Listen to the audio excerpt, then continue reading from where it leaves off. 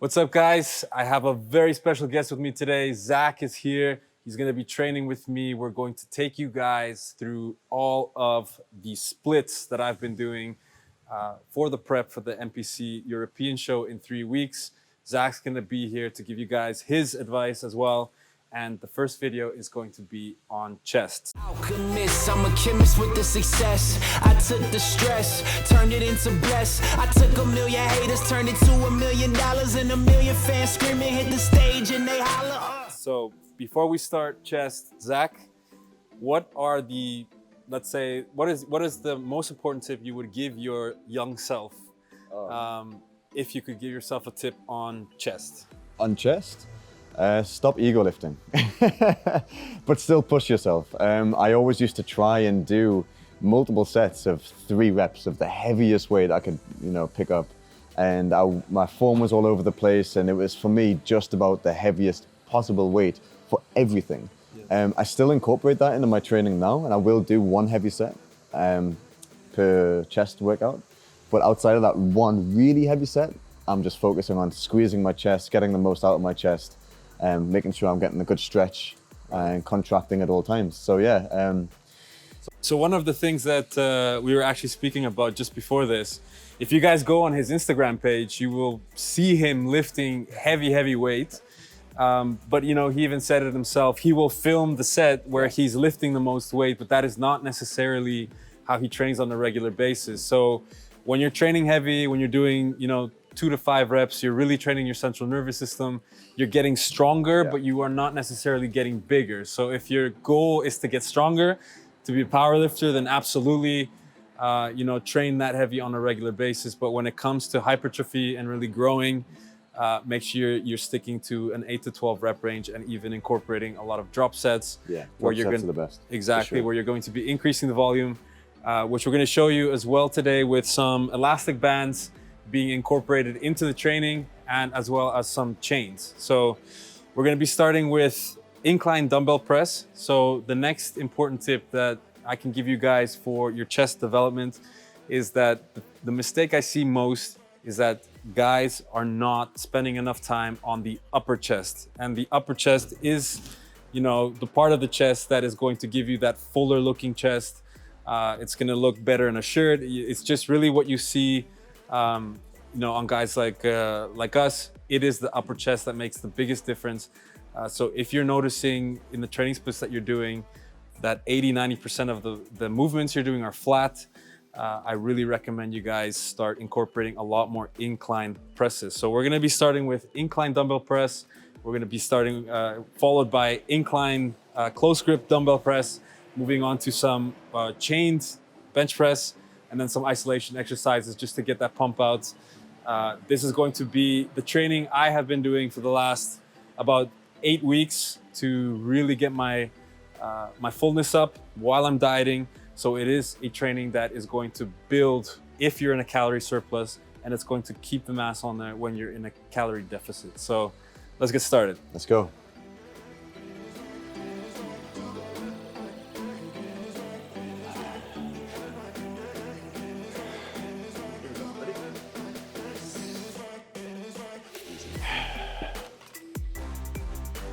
Squeeze, good. 2. Nice and controlled. 4. Notice the range of motion, guys, all the way down, practically touching his chest, squeezing at the top, making the most out of each rep. Come on, bro. Come on, I'm here. Again, come on. Yep. That's good. All right, guys, so now we're doing the close grip incline press. This is one of my favorite exercises to really isolate the inner chest and the upper chest. It hits the most important parts of your chest development. So full range of motion. It's also very good for the triceps. Squeeze. This is a staple in every single one of my chest sessions. I do it every single time. And I also slightly angle at the top for that extra squeeze. Exactly. So even at the top, really squeezing your wrists and get that extra activation. All right, guys, so now we're gonna do chained flat bench press. The benefit of using chains or elastic bands is that you are obviously less powerful at the deepest point of the movement and more powerful at the peak contraction of the movement. And what happens with chains is as you go down, the weight is actually getting lighter as the chains lay on the floor. So at the bottom of the movement, you will have a little bit more power and it'll be added resistance as you go up, as the chains get pulled off the ground, of which you can also do with elastic bands if whatever piece of equipment allows that. And it just really allows you to get a really good pump and you're really pushing your muscle fibers to the limit, because a lot of times you will fail at the deepest point before you're actually failing at the strongest point. So this will really make sure that you're getting full contraction and full activation of the entire muscle group throughout the movement. So don't have to go heavy. We're gonna do slow and controlled.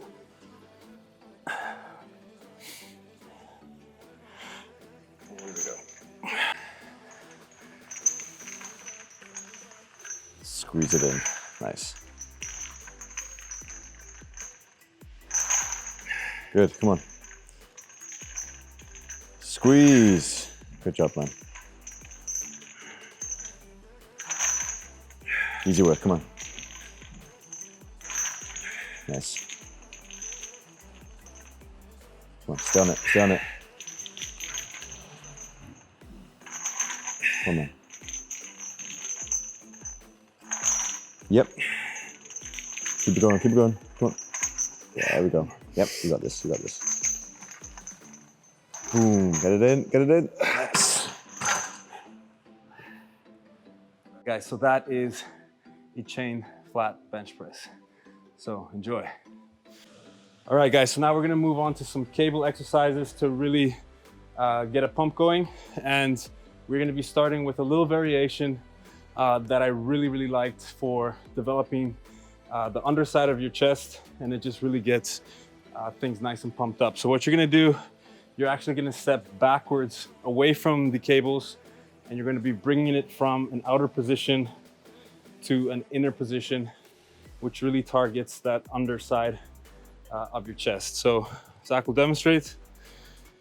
So lean it nice forward, and you're gonna bring it into your hips. So bring it in even further to your hips. Yes, exactly.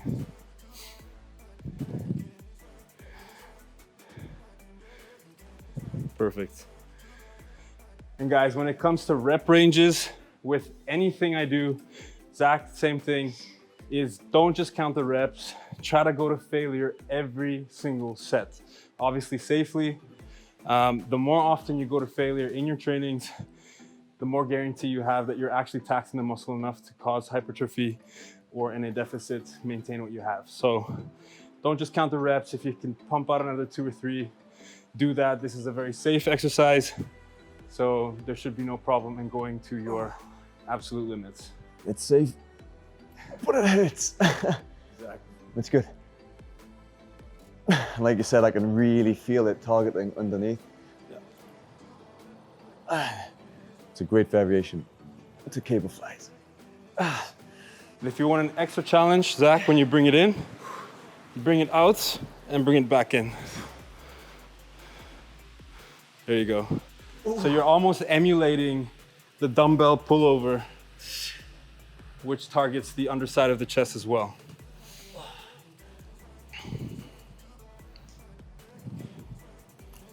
All right, so we're switching it up now on cables again, but as you can see from Tavi's position, he's going to start from the bottom and go all the way up to the top, contracting his chest from the beginning of the rep all the way until he's finished. This is going to help you develop underneath your chest at the bottom, squeezing all the way up until eventually you hit the top, which will hit your upper chest. So it's a great exercise to finish on. Like I say, guys, don't want to have this one too heavy, have it nice and light, but really work with the weight and make each rep as hard as possible. Like I said, as you can see from Tavi here, he has it on quite a light weight, but from the bottom, he's squeezing his chest. He's flexing it, he's getting the most out of each rep and making this exercise as hard as he possibly can to get the most out of the exercise and out of his chest. So as you can see here, it starts from the bottom, underneath his chest, brings it up, squeezing, having the tension on there at all times to work the full chest. Squeeze, good man. And he doesn't let it relax at any point. He doesn't let the weight or gravity bring it back down for him. Even on the negatives, he's controlling the weight at all times. And there you go. Look at the results. Chest. All right, guys, so that's a very balanced and dynamic chest training that you can try out. Zach, any last pieces of advice? Pretty much just what I said at the beginning. Don't hurt yourself. Don't try and ego lift. Like I said, if you can push yourself, absolutely do it. By all means, lift heavy, go to failure, make sure you feel sick after you've trained. Really give it everything you've got, but be sensible with it. And like I said, throughout most of the exercises we've done today, make each rep as hard as possible. And that's what's going to give you the best results, for sure. And as I mentioned, guys, in the last exercise, one of the most important things that you can do for your training schedule is learn how to take yourself to failure safely. So if you have a spotter, if you have a training partner, it gets a lot easier. They can help you through the last reps. If you don't, there's a lot of variations that you could use with a Smith machine in case you lock out. Dumbbells can be safe. Even push-ups. I used to finish my chest workouts with push-ups until I physically couldn't do one push-up. Exactly. So I can't emphasize enough how important it is to go to failure on all your training. So if you want to grow, if you want to get stronger, you got to tell your body that it's not strong enough. Stop counting. Stop counting numbers and stop counting numbers. Start going for pain. That's the tip right there. Exactly. The more you hurt, the better it's going to be, for sure. Exactly. So enjoy, guys, and check you on the next session. Alchemist, I'm a chemist with the success. I took the stress, turned it into bless. I took 1 million haters, turned it to $1 million, and 1 million fans screaming, hit the stage.